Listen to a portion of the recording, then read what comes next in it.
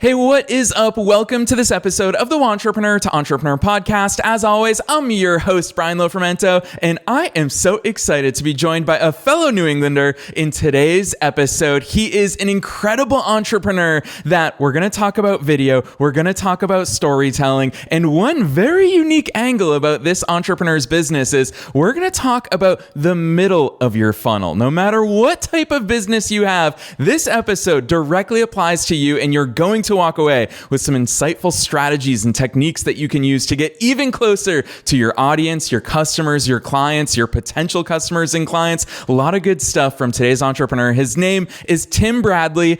Ever since he was old enough to hit record on his dad's VHS camcorder, Tim has been hooked on the power of video storytelling. He's been lucky enough to chase this passion throughout his career, from action sports webisodes to live broadcast events, feature-length documentaries to TV programs. Tim has had some amazing experiences along the way, and he's done this in the world of B2B, in the world of B2C. He's done it within the agency world, and he's joining us today as one of us. He's a fellow entrepreneur. After 20 years of professional experience and a lot of focus and intention, Tim made the leap to start his own video marketing agency, Pennant Video. For businesses looking to boost conversions and drive revenue, which, spoiler alert, it's every single one of us, Pennant is the go-to video marketing partner focusing on the middle of the funnel in a customer's journey. Pennant helps B2B marketing and sales teams stand out, showcase their solutions, and validate their offerings, which you're going to hear me repeat myself a lot today. It's something we all need to do. So we're all going to be challenged to introduce so much of Tim's genius and creativity and innovation into all of the ways that we do marketing and sales. So I'm not going to say anything else. I'm excited about this one. Let's dive straight into my interview with Tim Bradley.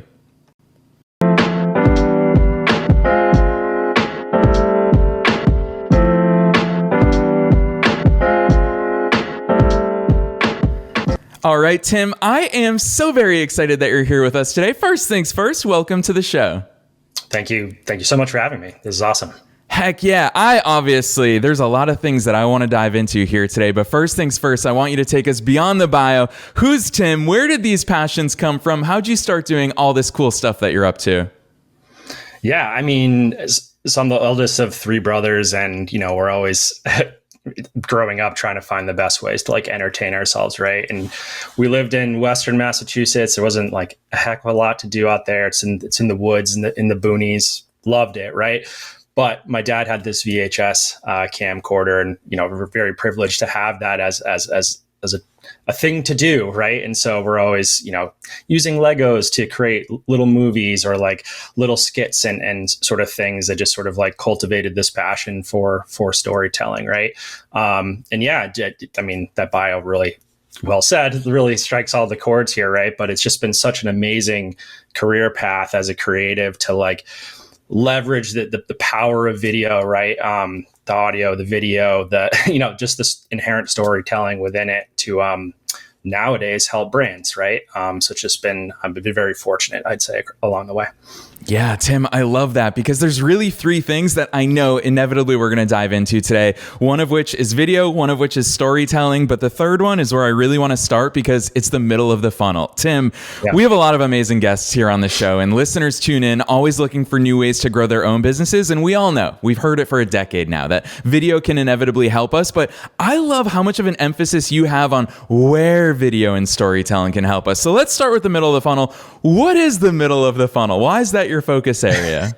Yeah, great question for a couple of reasons. One is just our own differentiation, of course, which I can get into later. But primarily in brand and content marketing, right? You are empowering a potential customer to make a decision, right? That is your main goal. At the top of the funnel, that awareness, that advertising play, all you're really striving to do is to sell a click, right? Get people to click to subscribe, or click to go to your website, or click to follow you on social media, right? Just that first touch, right? And then, of course, the bottom of the funnel is you've already established a rapport with this customer. They're ideally an advocate for your brand and what your mission and values stand for, right? So they're already a big fan. So it's the middle of the funnel that's the biggest challenge, and therefore the biggest opportunity for storytelling for brands to help them differentiate, demonstrate and validate their offerings and set them apart from their competition, right? Yeah, I love that overview, especially I'll call myself out here on the air, is that yesterday I had an internal meeting. Usually my Mondays are internal meetings with the team in all my different businesses in my portfolio. And in one of those, we looked at our CRM and we said, guys, we've got, I think in that particular week that we were looking at, we had generated 55 leads at the top of our funnel. And the question that I asked the team was, what are we going to do with them? And that's the big question, Tim, is once they're in our ecosystem, how do we serve them? Because they're not yet a customer or client. So give us some examples of ways that we can inject video and storytelling to do those things that you just highlighted for us, of having our brand stand out, of having that relationship with them. How do we actually do that? Yeah, great question. So it is called a marketing ecosystem, right? So there are many opportunities to showcase your brand's values, showcase your people, showcase your leadership, right? Through blogs and infographics and ebooks or playbooks, right? Webinars, events, podcasts, myriad ways to do this, right? But bar none, video is the most preferred medium by audiences, right? It's just like, if a picture's worth 1,000 words, video is, tenfold that, right? So the power of a mobile device, the power of social media, the power of just brand storytelling through words, messages, positioning, brand identity, people, humanity at the end of the day, right? It's just like all compounded into this medium of video. Okay. So for the middle of the funnel, though, specifically, like this is the sort of like the battlegrounds, right? Like you've gained the attention of a potential customer.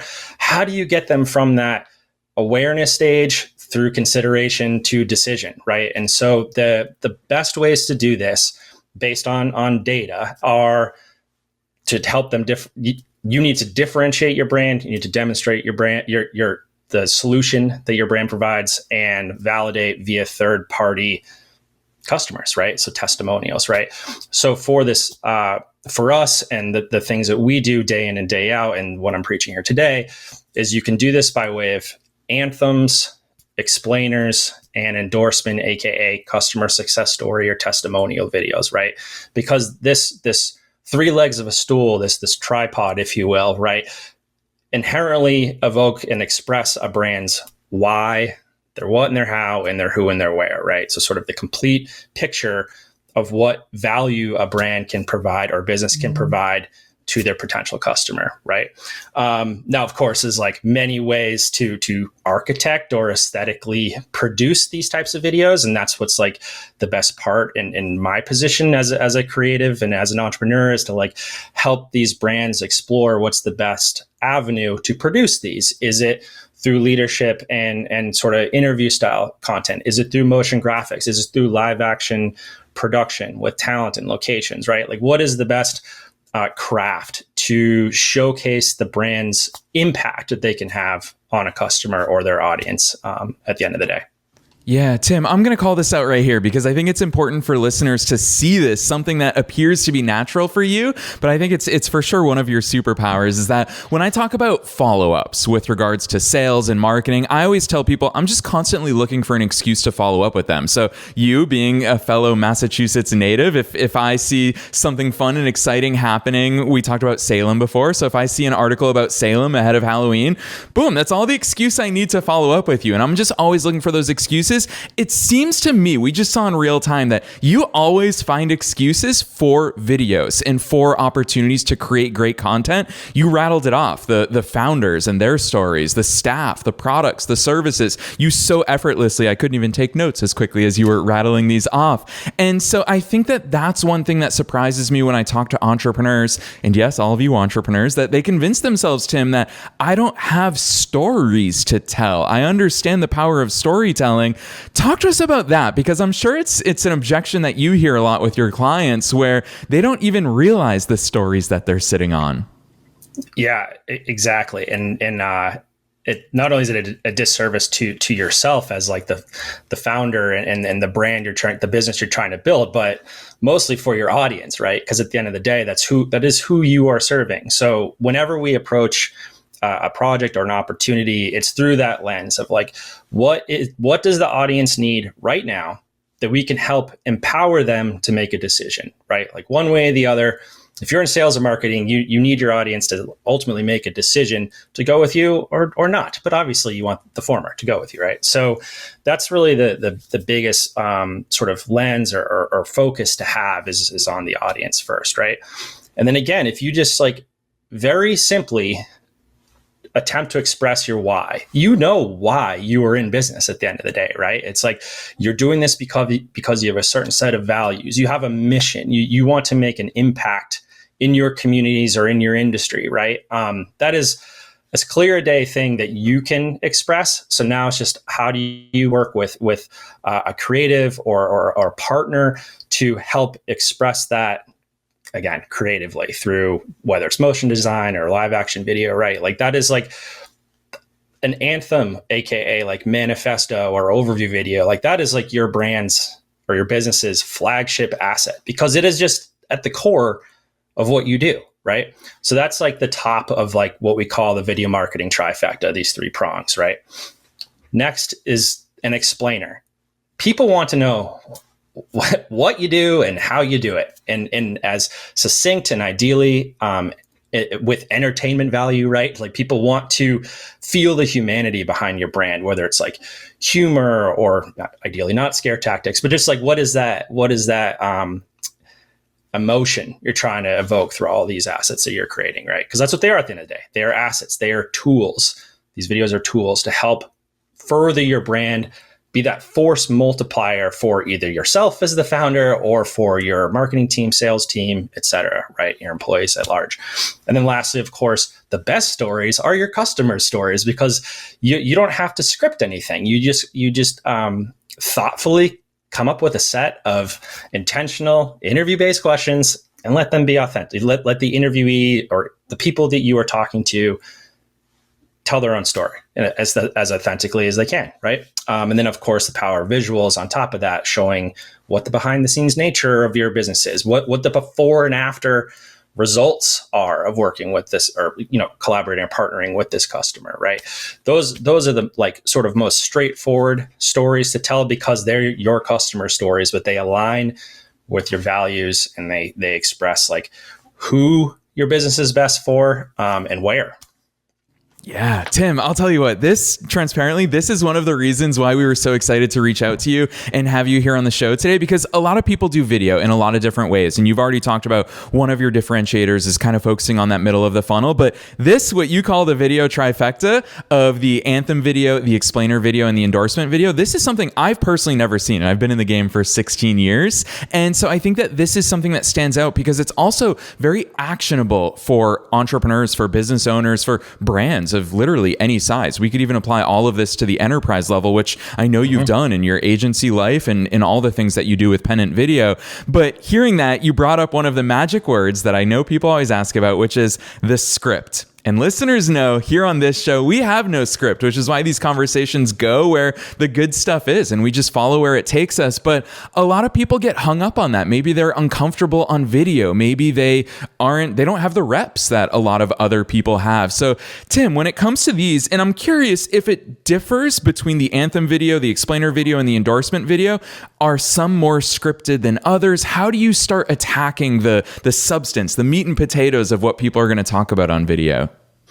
Yeah, I'm going to answer that from a few different directions. The customer stories, that is obviously interview based, right? Like, yeah, maybe there's a little bit of scripting, text on screen, or just something to help the audience sort of like insert themselves into this situation, this business a bit more succinctly that maybe the person on camera can. But for 99% of the time, your customers are telling the story. It's your responsibility to help them tell that story via appropriate interview questions, right? So that's sort of the nuance to that one. The other two, anthems and explainers, most of the time are scripted because it is very challenging off the cuff to rattle off your entire sort of mission and purpose and what you do and how you do into that target length of like 90 seconds, right? That is like tons of research by our friends at Wistia. They always emphasize that sort of like 90-second to 2-minute mark is like really that sweet spot for marketing videos to give just enough information to be that carrot on the string to help your customer further down that funnel or that customer journey, right? To help them arrive at a decision. Especially in B2B, I think the stats like 97% of potential buyers are not ready to buy right now, but you want to, they want to be prepared and be ready to buy when the time is right. And so you want to be their first choice in that moment, right? So these types of videos and as part of your entire ecosystem are so critical in content marketing, right? But anyway, back to scripting. So the biggest challenge that myself and my team of writers and creative directors is really that like mix of creative development, brand, to assuring that comes across in the tone of voice, right? Of like how we script. And then of course that audience. Like what's that like one takeaway you want your audience to have after they watch this video, right? Anthems, we typically target about 60 seconds.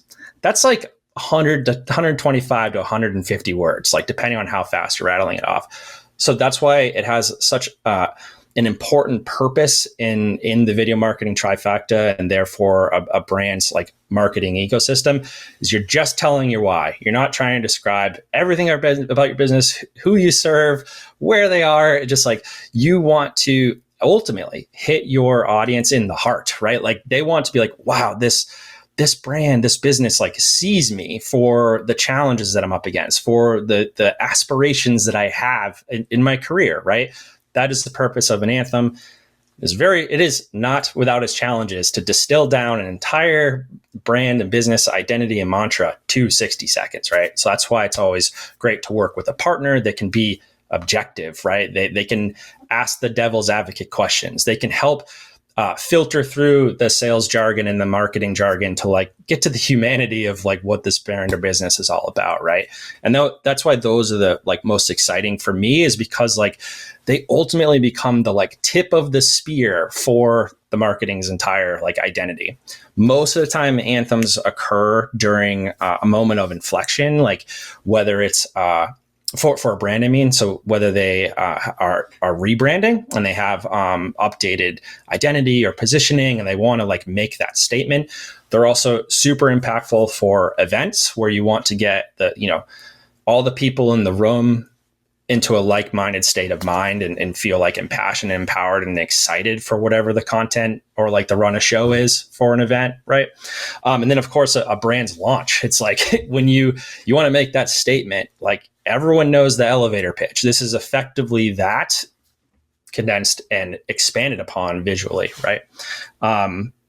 Explainers, sort of most of the time it is scripted. There is certainly opportunities to include people, either in the B-roll at a minimum, but of course, like the leadership might have a role or a moment in this. But ultimately, that has to do with like sort of the cadence and flow of how that script is going. Because again, it's like you want to make sure you're choosing your words as accurately and with the most impact as possible. Because you got that 90 seconds to 2 minutes to describe what you do and how, right? So it's a good challenge at the end of the day. I'll pause there. Any questions? I just rattled off a lot. Yeah, no, lots to unpack there. Honestly, Okay. What comes to mind is I always love that Abraham Lincoln quote, and I reference it a lot, where he said, if you want me to give a 5-hour speech, I'm ready to go right now. If you want me to give a 5-minute speech, I'll need 5 hours to prepare. It's harder to make a 60-second video. I can say this from my own personal experiences, and you really distill just the important stuff, which I think you reference Wistia, which is a fellow great Boston-based company. The team team at Wistia, I remember when they first launched, I was one of the early adopters of Wistia. Their video platform is incredible. The analytics are unbelievable. And so what they did, I think it really raised the bar for, at least for me personally, of what I viewed as possible in the way they presented themselves, Tim. And it wasn't just the company, it was the people behind the company. That's the only reason why I know they're from Boston. They're proud of it and they reference it. And I have a feel for who they are as a team, but it makes me really appreciate hearing you talk about this stuff today of someone somewhere asked the right questions. And you wrote it in your pre-recording questionnaire where you talked about what other career fields you get to hang out with a C-suite, brainstorm with visionaries, and be a part of strategic brand discussions. Tim, that's some high-level stuff. All of this stuff is intentional in the videos that we see. What sort of questions? How do you even start to get at that good stuff? Yeah, I mean, that is definitely the most exciting part, is because like you're, as a video marketer, as a creative, you're like trusted sort of out the gate to be shown like behind the scenes and see the sort of pain points and challenges that a brand or business is up against in this moment in time. And your charge, your responsibility, my responsibility is to help that business get over that hurdle and provide them with the right tools and assets to help them propel to the next level of that business, right? So it's an incredible amount of responsibility, but that's what's so exciting about this career, right? And you get to do it in the most sort of like the closest to tangible way possible of expressing the brand and the humanity behind that brand via video storytelling, right? So yeah, it's certainly the thing that gets me out of bed every day and has me like just like amped for this career, like day in and day out, is because every day is not only like different, but you learn and you evolve as that professional with each interaction and each like opportunity, right? Now, as far as like who we're working with, yeah, like we're working with like heads of product marketing and heads of customer marketing or advocacy and the marketing directors or the CMO, depending on the size and scale. And again, that like that inflection point for a brand. So at the end of the day, especially in the realm of like B2B, where we primarily exist, like these professionals have like a singular focus, and we just need to align ourselves with that singular focus through the lens of video and creative storytelling in that way, right? I also feel very fortunate that like we do a lot with like B2B SaaS and climate and green technology and cybersecurity, these brands that like inherently in their mission are out to make the world like safer or more secure or more sustainable, right? So like it's not a difficult thing for us to like hitch our wagon to, you know, like these are brands and businesses that are looking to make that impact in the world. And as a founder, it's like, yeah, that's what it's all about, right? Yeah, I love that overview. And clearly your passion for what you do and who you get to work with is really evident even here in real time on this episode. But for me, one thing that I always think about is the answers we're going to find in life will only ever be as good as the questions that we're asking. And for me, hearing your perspective on the way that you go through your creative process and the strategic process behind why are we even creating videos in the first place, you've said the word customer centric a few times. And when I think about the pressure we put on ourselves as entrepreneurs, as business owners, we have a tendency to think that this video is about us and our company, or this product or service is about us and this company, when we're talking about creating an anthem video for your company, but it's actually about your customers. So Tim, how do we get at that stuff? What types of questions are you asking these brands to make sure that these videos don't just speak about the companies, but about their customers? Yeah, and that is the most important and often challenging part, is asking these brands and businesses to just simply put down the mirror, right? Like you have to put yourself in your audience's shoes. So there's a lot of like research front and center that we ask for. Like, all right, well, tell us about your ICPs, your ideal customer profiles, right? And like, what are their pain points and challenges? Where are they in their career aspirations? What are the sort of individual pain point solution sets that you solve that in a way that nobody else or another business can solve, right? So sort of these like front and center audience questions. From there, it is a lot of nuance to is, you know, what does this product do or service do that empowers these customers to level up to where they aspire to be, right? Our charge as storytellers is like unearthing those bits of humanity, unearthing those bits of like opportunity for analogy, right? Like what are those elements that are inherent in sort of the art and craft of storytelling that can be distilled or filtered through the sales jargon, the marketing jargon, right? That like are ultimately tactics, right? To support that brand. Yeah, Tim, I have to ask you this because part of what I love about these conversations is, excuse me, I love speaking to you not only as a subject matter expert, but also as a fellow entrepreneur. You are one of us. It's something I said at the top of this episode. And I'm going to call this out for listeners because when they click through to your website, obviously that link is going to be down below in the show notes. We're going to talk about your website at the end of this episode, but it looks like you've got it all figured out, Tim. You have not only a beautiful website, but also a beautiful brand. I love so much about what you've put together. Now, of course, you had 20 years of experience before you went under your own umbrella, and that all plays into the reps that you have, the experience, the expertise. But give us the inside story behind Pennant, because it just seems to me, looking from the outside in, how intentional every single aspect of your business is. And I would imagine, I hope it's been somewhat of an iterative process and you figured it out along the way, but give us the behind the scenes story behind how everything you do seems so cohesive.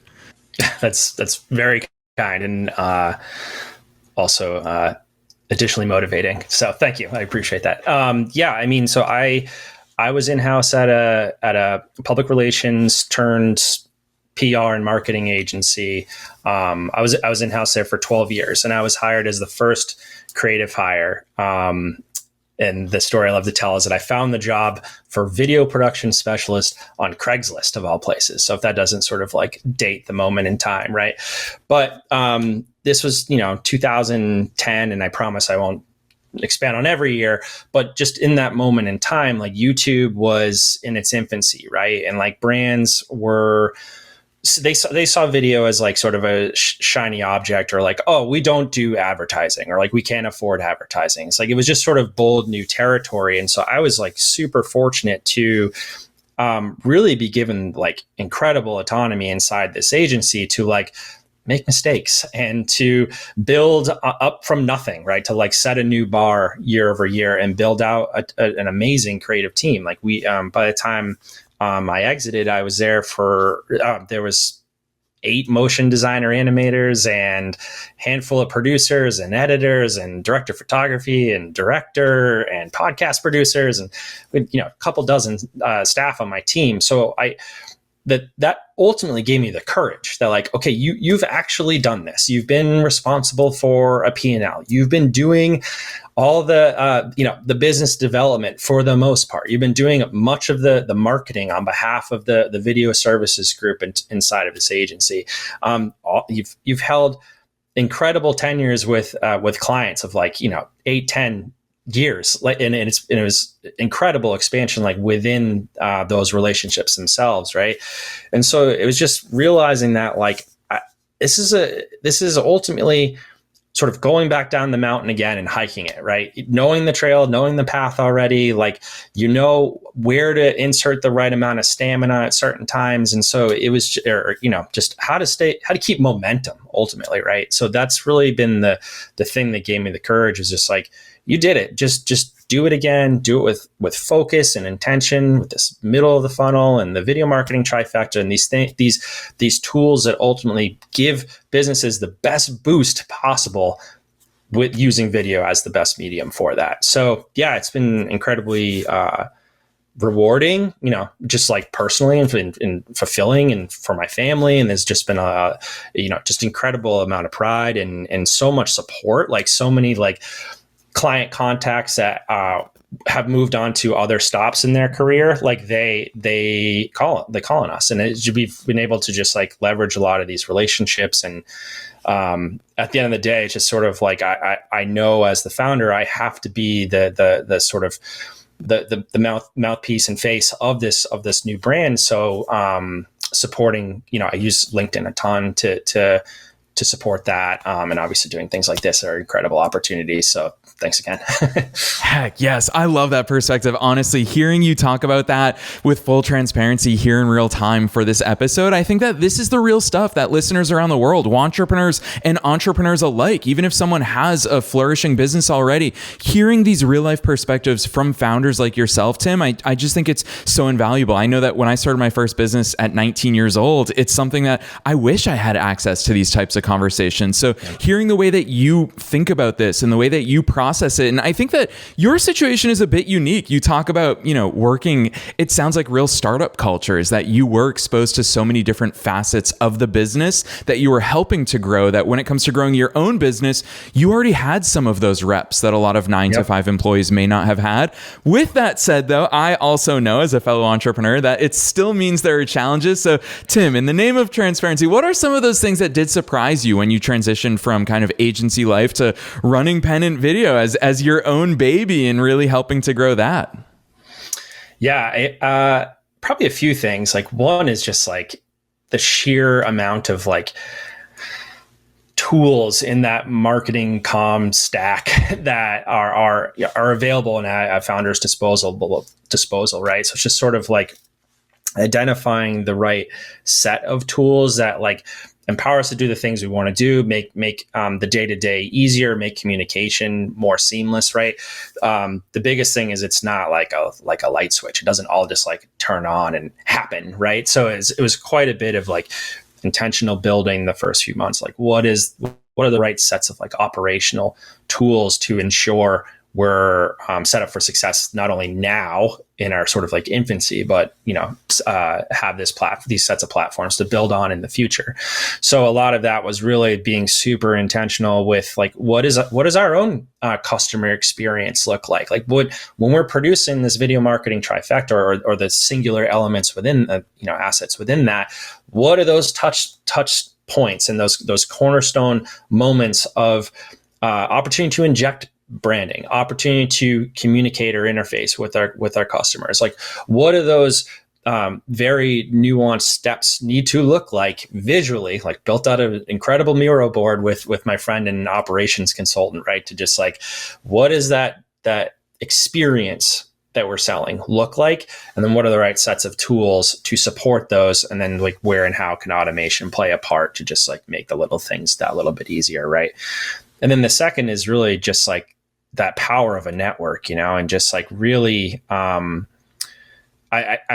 like sort of proud of myself from the years ago to just like leveraging LinkedIn and ensuring that as I was building connections that I took as much time as anybody can afford in a 24-hour day, like build on those relationships over time, providing and sharing insights and value along the way, right? Because all of those little touch points just build trust, and that's really what this is all about at the end of the day, right? So like I do not take that lightly, and so whenever now at Pennant, when we started with 0 assets, like what are the pieces of content that we can create that support our customers in their journeys, right?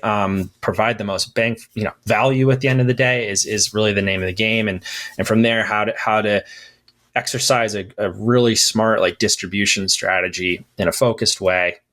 1, 2 channels, email, just be like very direct and build a solid foundation for our own sense of marketing, right? And expand from there.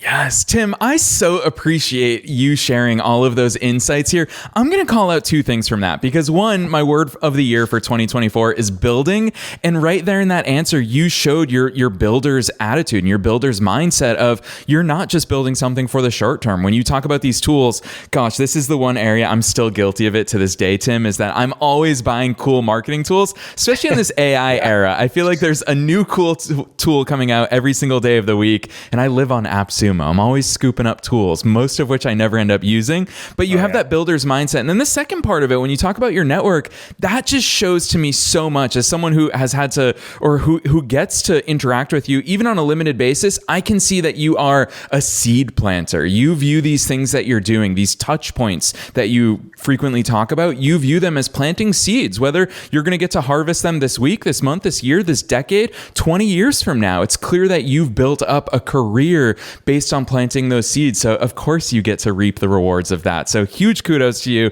I really love and appreciate those insights and how transparently you share them for our listeners. But I have no idea how you're going to answer this last question, because you shared so much wisdom with us today that I always ask guests, what's the one takeaway for listeners who tuned in being like, gosh, an anthem video, an explainer video, endorsement videos, storytelling, the actual production of it. There's so much good stuff you shared with us with your video hat on, as well as with your entrepreneurial hat on. What's the one takeaway, your one piece of advice that you hope every listener walks away from this episode with? Yeah, I mean, probably because it's like a reminder to myself that like, you have to start somewhere, right? So you have to start with whatever that singular sort of tool or piece of content that like supports you in this moment in time, and just build momentum, right? Like motivation has its peaks and valleys, and we all know that, but it's like, how do you start momentum, sustain it, build on it, right? And just like the best thing to do is just like keep the eyes on the prize with your sense of purpose, right? So yeah, that's probably it, is recognizing you have to start somewhere to build momentum, and then of course sustain it. Yes, I love that. Momentum is the name of the game for all of us. Motivation comes and goes. Discipline is what builds momentum, and keep that going. So Tim, really insightful knowledge and wisdom from you here in today's episode. I know that listeners are going to be super excited, especially since, dare I say publicly, that your website is one of my favorites. In 900 plus episodes, I am blown away. And it's not just because of the website. It's because of all the embedded videos. It's because of the brand behind your business. It's because of how you weave your branding even into your messaging. There's so many clever things there that whether people need video services or not, I invite everyone to go check out Pennant Video, because you're going to see clues to Tim's success there. So Tim, with me queuing all of that up for you, where should listeners go from here? Drop those links on us. Where can we find all the cool things that you and Pennant are up to? Yeah. So the website is pennant.video or pennantvideo.com. They both go to the same destination. I'm on LinkedIn, Timothy Bradley. I really try to provide as much, insights and value and storytelling as I can on that platform specifically. And then Pennant Video has a LinkedIn channel as well. We are building on a newsletter plan for the latter half of the year. So more to come there, but the social channels are definitely the place to start. Yes, listeners, you know the drill. We are making it as easy as possible for you to find Tim personally, as well as Pennant Video online. The link is pennant.video. Super easy to remember and find online, or just scroll right on down wherever it is that you're tuning into today's episode, and you can click through to that link, as well as a link to Tim's personal LinkedIn. So Tim, on behalf of myself and all the listeners worldwide, thanks so much for coming on the show today. Thank you for the opportunity. This was awesome.